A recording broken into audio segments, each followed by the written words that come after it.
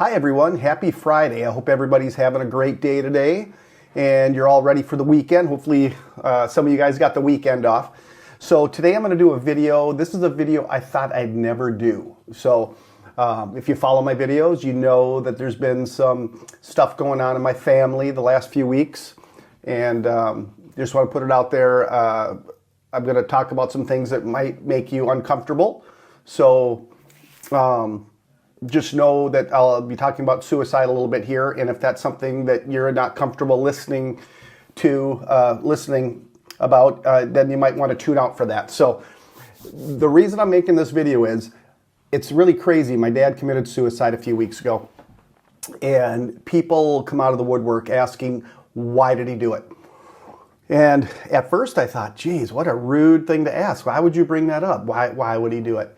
And then I started thinking that, when I've known people that have had loved ones that have did this sort of thing, in the back of my mind, I always kind of wonder too. I wonder why he did that, or wonder why she did that.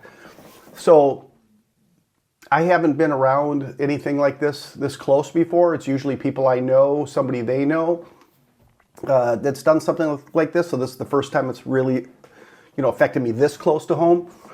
And I'm going to try to answer why he did this in the best way I can. Now, I wasn't in his head, but this is coming from somebody that knew him very, very well my whole life.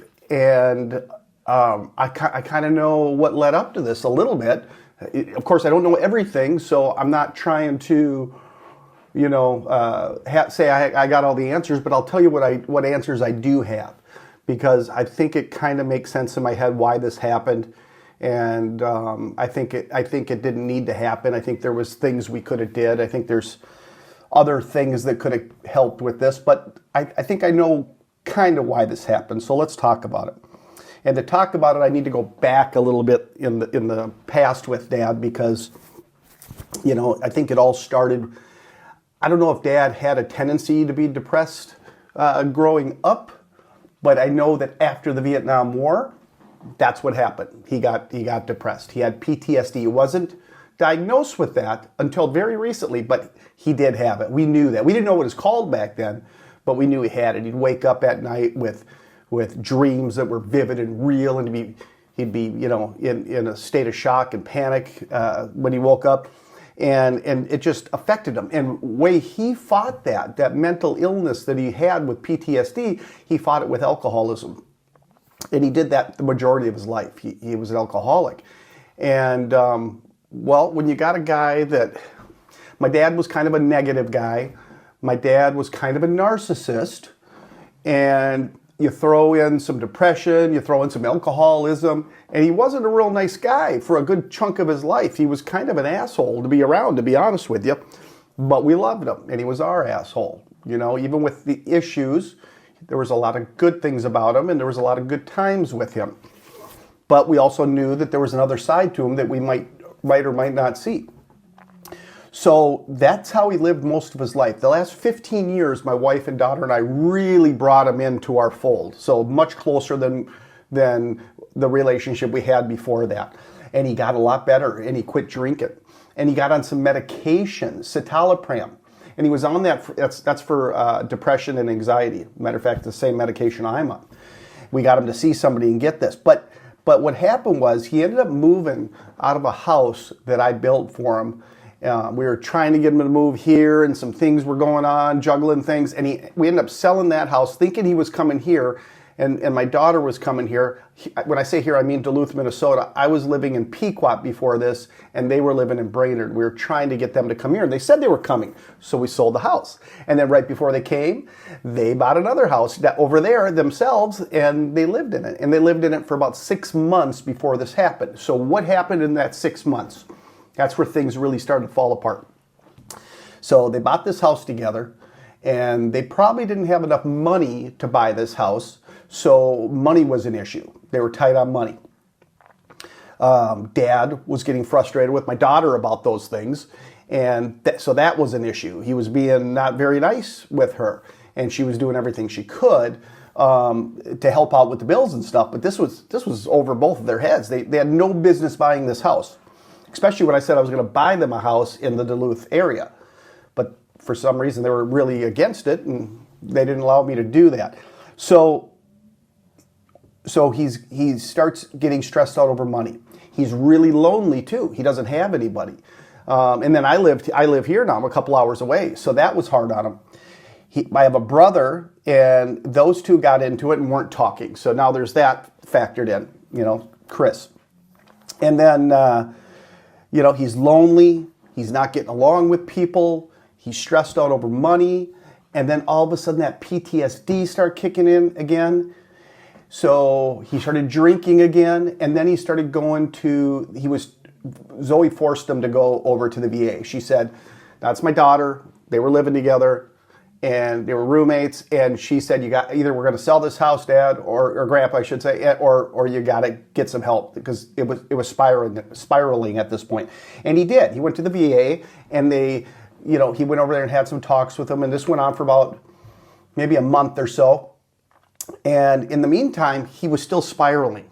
And they had changed his medication that he was taking, got him off the citalopram, put him on something else.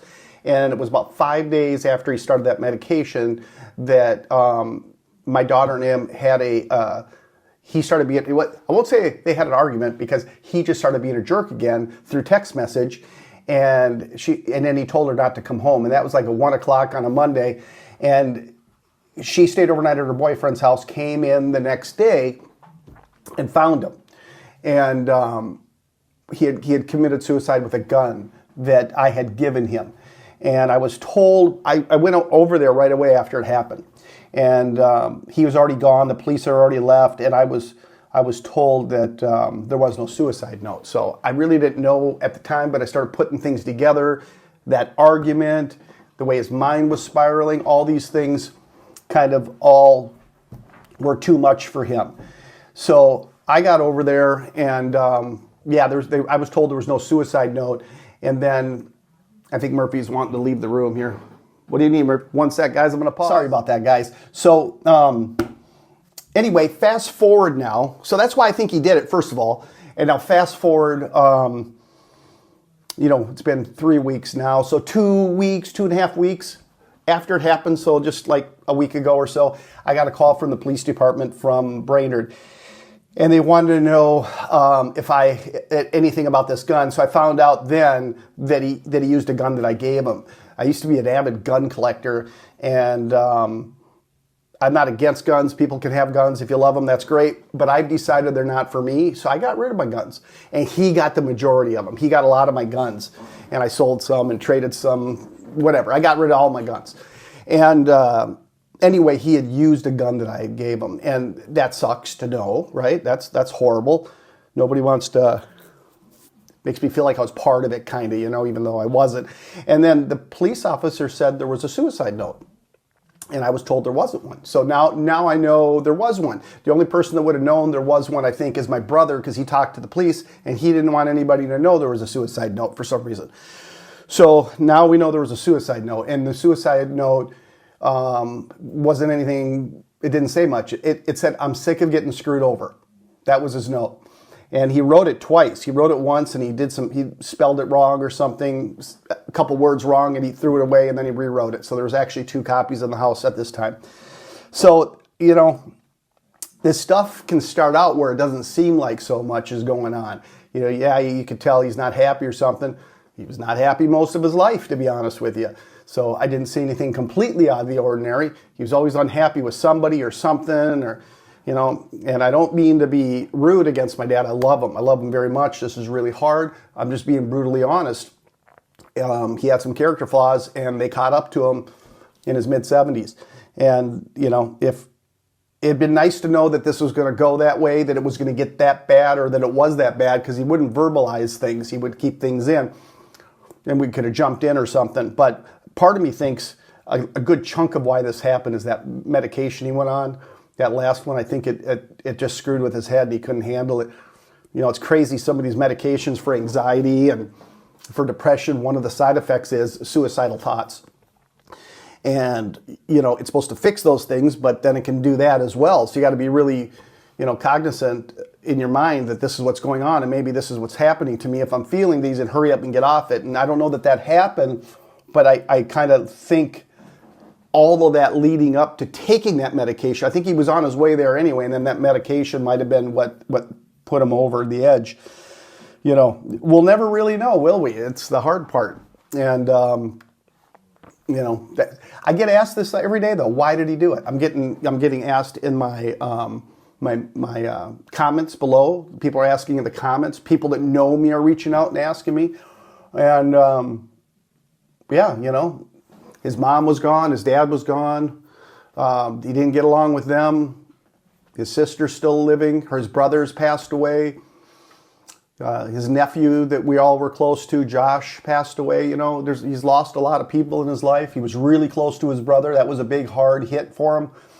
And, you know, all this stuff kind of added on over his life. And then, you know, the Vietnam War stuff, it all piled up. And this is the worst he ever got. And he spun out of control. And you wouldn't know it either, because that day that he did it, even that morning, he's talking to the neighbor lady, telling her he's going to take her for a ride on the motorcycle, and he was excited about that, I guess. I heard this, you know, after this all happened. But, I mean, even that day, if you ran into him, you may not have known this was going to happen, you know.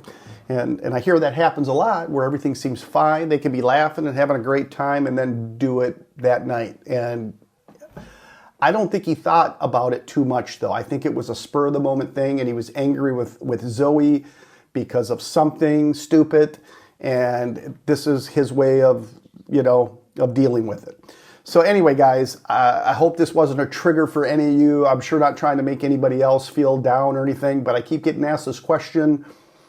And, you know, I'm sure if this has happened to your family, you've probably been asked these same questions, and you've probably wondered why, too, this sort of thing happens. I don't have the answers, but I think I have an idea of why this happens. So anyway, I love all you guys. Be safe.